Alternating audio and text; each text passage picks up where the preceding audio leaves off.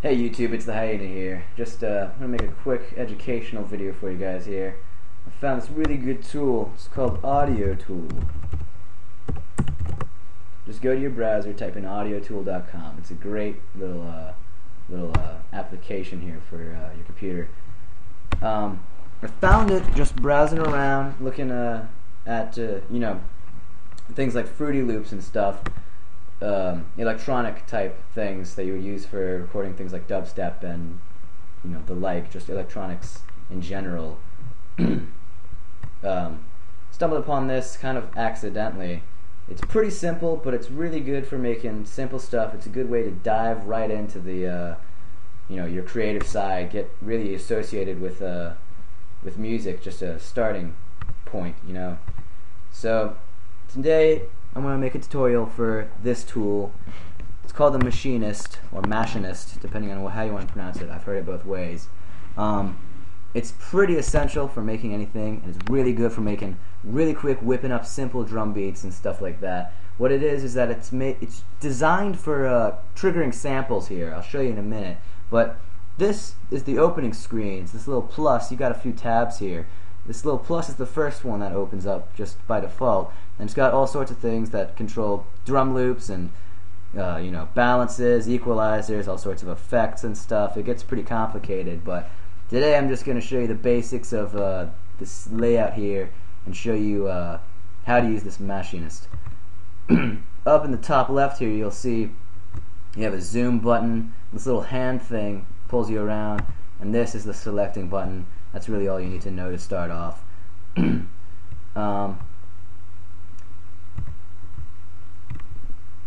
Go into this here, this little waveform shape here, and you'll see that there's a bunch of different samples, and you can hit this little button on the sample to hear it. I'm not sure if you actually can hear that right now, but push the button on the sample to hear it. This is a little search bar. We're just going to make a really simple drum beat today, so I'm just going to get a snare sound like this. When you scroll over it, whoopsies, exit out of Banshee Media Player. When you scroll over it, this little thing appears in the right corner, and if you click on that, the second one, force quit. Click on the second one. The farthest one to the right is a little box with an arrow into it. That basically saves it into your favorites. It's kind of that my favorite type thing. I also want a bass drum. Type in bass drum to the search bar. There's two little buttons here. The one on the right is a loop, and the one on the left is a one-shot. So the loop is something that repeats, and a one-shot is just something that's like done. This is the one I want right here. This little bass note. Add that to my favorites thing. You can also search by intended use as far as tempo goes. You can spread that out or limit it however you want. To put a sample into the Machiniste, you drag it into these bigger boxes here to the left, not into the farthest left box, the edit box, just into the longest box here, as you see me doing. Now what you want to do is each time you click that, it triggers that sample like that. So you can trigger it repeatedly or just once, however you want to do it. You can do it like that. But I'm just going to make a simple dooch gotch type of thing. Classic. Right here you can affect, this is 16 beats long right now. You can see 1 through 16 here, and you can mute each one individually. There's something called modulation where you can affect how much it's affected by certain effects, but I'll go into that later in a different video.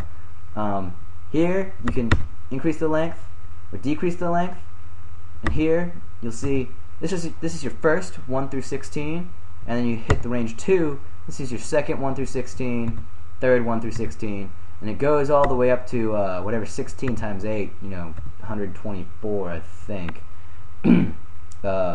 beats. So you can make a pretty good pattern.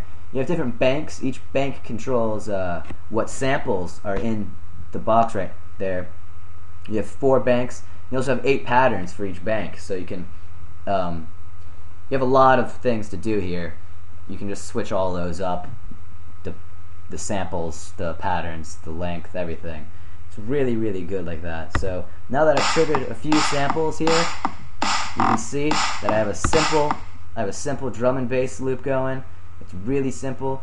Here, I'll show you real quick. You'll watch this yellow thing at the top, right there, like that.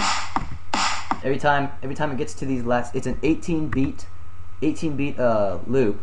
So every time it gets to these last 2, it goes 1 through 16, and then since there's those extra 2 beats, it uses these 2 right here. That's how that works. It can be kind of confusing, but if you just remember that. Also, I want to include this in this first video, introductory video, because it's really basic but really essential. This is your master output. This is all the things combined have to go into this, and this controls just the final volume of the thing, your whole project, and that's about it for this video. If it gets a good response, I'll make another one. If not, probably not going to have a sequel. But thanks for watching anyways. Thank you, you're the best.